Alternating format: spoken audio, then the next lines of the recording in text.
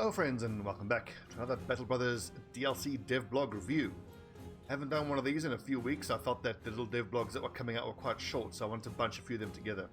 This is DevBlog 138, 139 and 140. Let's dive right in and see what they've got for us. So, even though the corona situation has been and still is negatively affecting our schedule, we're making steady progress every week.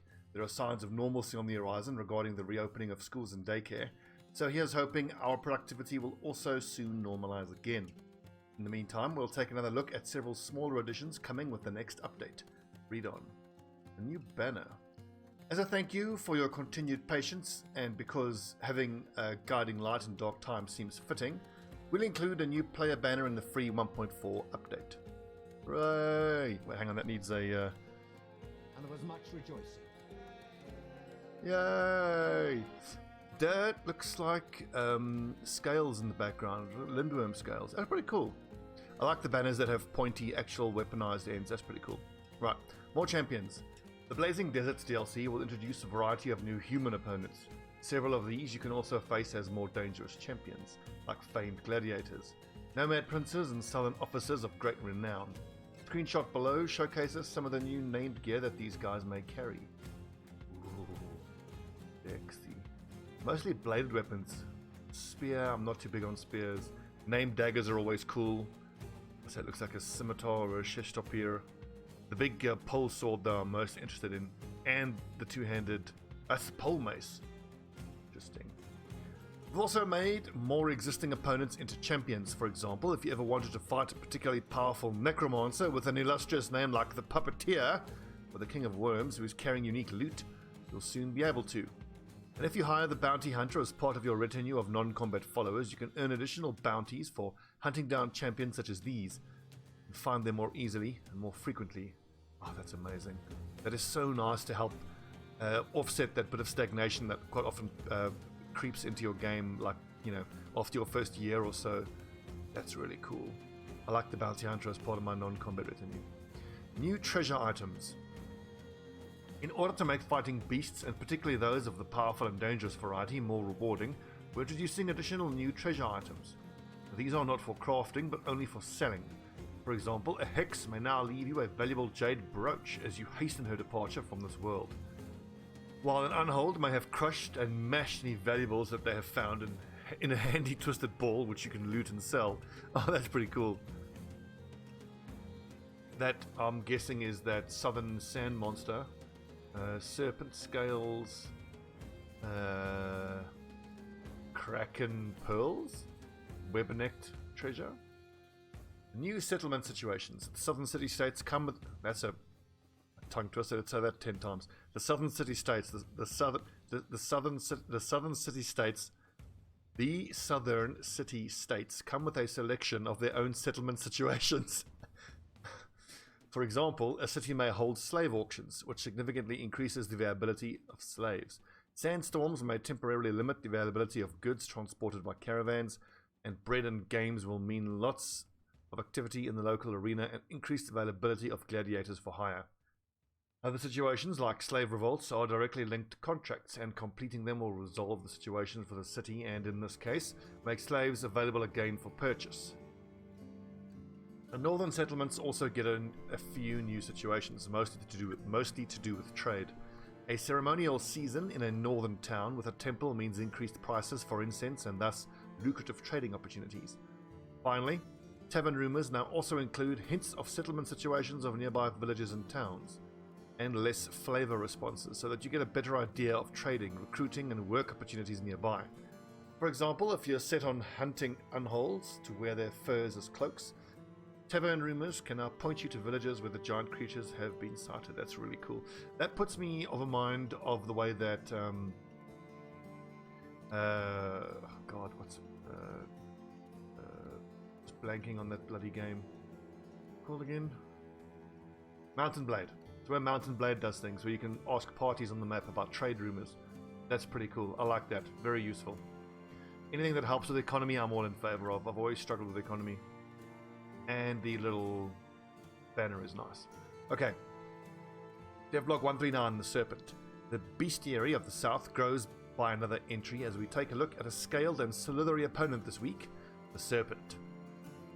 While much of the south is made up of barren wasteland, the seas of sand are dotted with green islands that promise a treasure most sparse in these parts: water. Water means life in the great deserts, and so any caravan seeking to travel them will hop from one oasis to the next. They are lush refuges teeming with life, but also with danger. They are home to slithery predator, Serpent. Serpent is a large, non-venomous, okay, that's key. Large, non-venomous snake that preys on animals and humans alike in and around oases. Well camouflaged on the ground, they are not always easily spotted from afar, but they are also slower on the world map than other beasts. Using their forked tongue to sample the air, they have a directional sense of smell and can hunt equally well in the darkness of night as they can in the bright of day. In battle, a serpent will seek to wind itself around their prey to constrict their movement and breath and to drag them away from allies where they can be more easily killed in isolation. Similar to human opponents using the hook skill of bullhooks, serpents can pull apart a formation, drag your men into being surrounded by several opponents, and expose your backline. Although serpents are not venomous, they will attack using their fangs until their victim is either dead or limp enough to be devoured whole. Serpents can be dangerous for anyone traveling the south, but they also offer an opportunity for earning crowns. The body of a serpent is covered with overlapping scales of different colors in some serpent skin. Particularly rainbow-colored scales is worth a lot to the upper class of the city-states that seek to flaunt their wealth. A mercenary captain will often find contracts to hunt down serpents, whether to turn them into expensive-looking slippers, or simply because too many a caravan hand lost their life along the trade route, so that a business begins to suffer.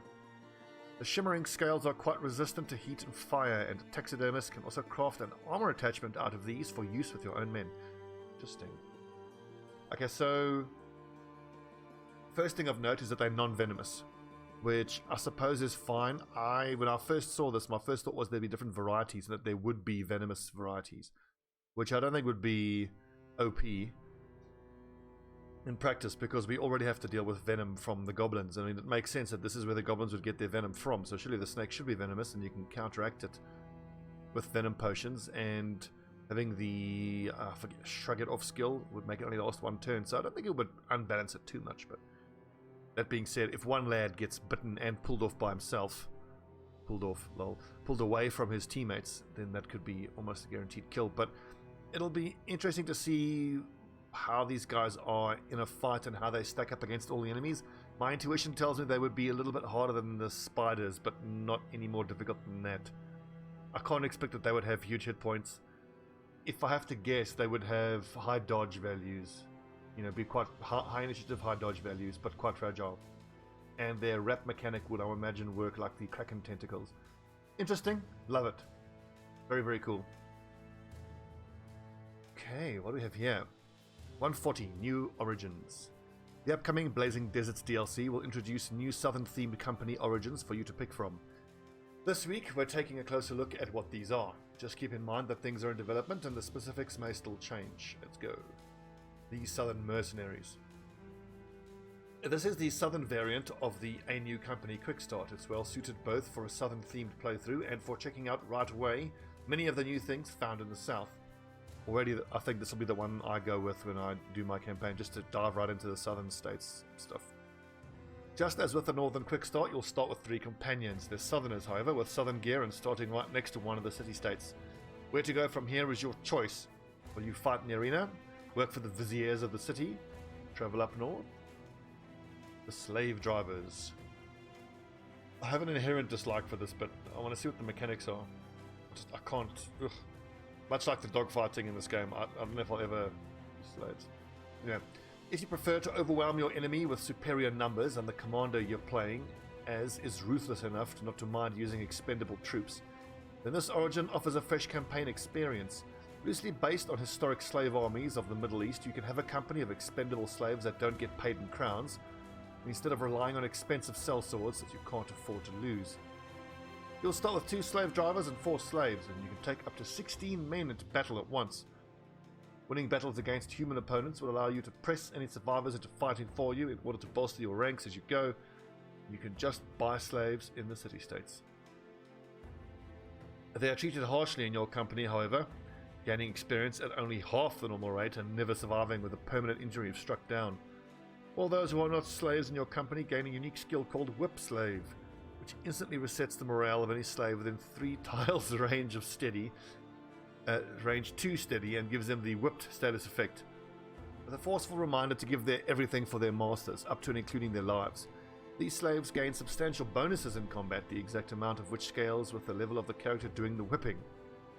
Your men expect slaves to do the heavy lifting, and if there should ever be less slaves than non-slaves in your company, men will get dissatisfied.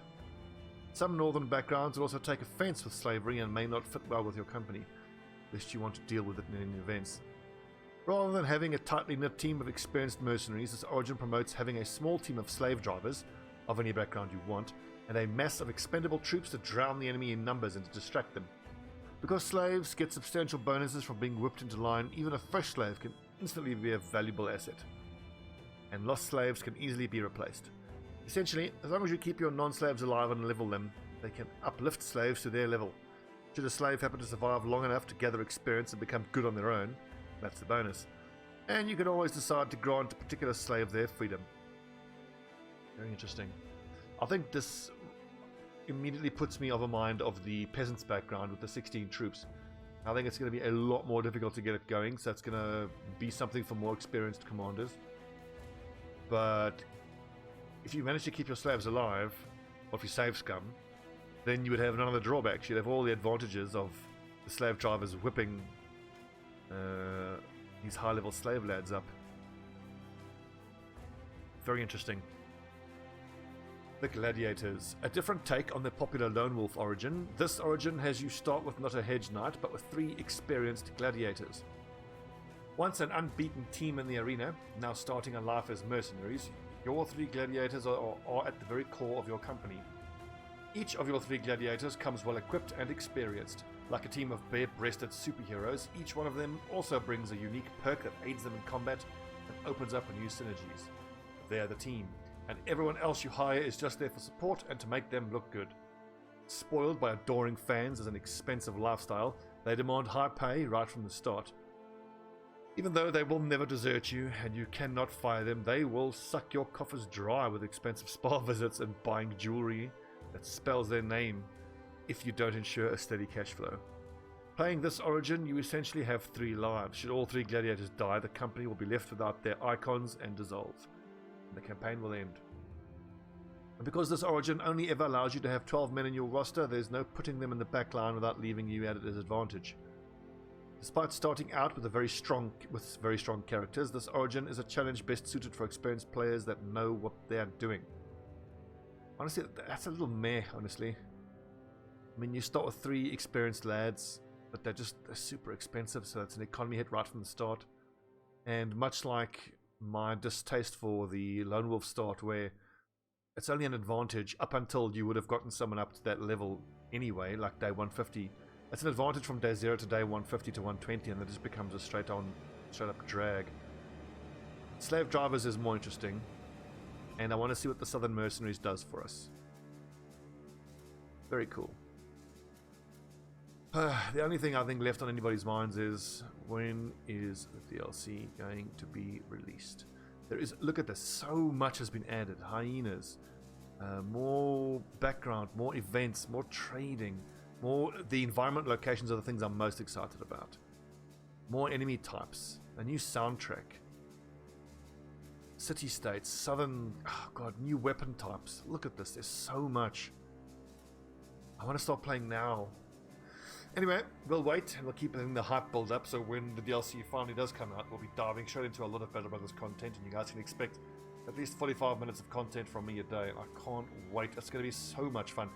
Also because I want to get into the Legends update, the Legends mod, but I want to finish the DLC first. And what we got from the last YouTube playthrough, Damage Incorporated, we got to experience a lot of the super late game content, and I'm more confident now on how to do it and when to do it. So I'm hopeful that this next run with the Southern City State, we'll either do Southern Mercenaries or maybe honestly Beast Hunters. I'm tempted to do the Beast Hunters background because there's so many new beasts to fight now, so getting more, and crafting has been expanded. So I feel like all of that has been an indirect buff to the Beast Hunters background. You get more crafting materials, which lets you get more potions which you can now drink before battle, You can get more weapon attachments. It helps your economy because you get more stuff that you can sell. The only thing I think I still want to see added though is I want to be able to buy crafting materials from the taxidermist. So I think they would have to do a lot to make fighting lindworms and tree ants worth it, which would then, ironically, if you make them easy enough to fight that you can reliably get the things from them, they then don't become the late game threat they're supposed to be. But then the downside is you don't get to craft items from them, so it's a delicate balancing act. And my suggestion of the way to offset that is to put it behind a wall, such as, let's say, imagine within the world, like if you want to buy lindworm scales, they must be obviously insanely expensive, and it kind of needs to fit within the story and the background of the world, how you would get it. So let's say only nobles get access to it. Like, let's say it's tied to reputation. Like, you can't just buy it at a taxidermist. You have to buy it from a taxidermist at a city that you are allied to. And even then it needs to be fiendishly expensive, offset by the fact that you're allied, of course.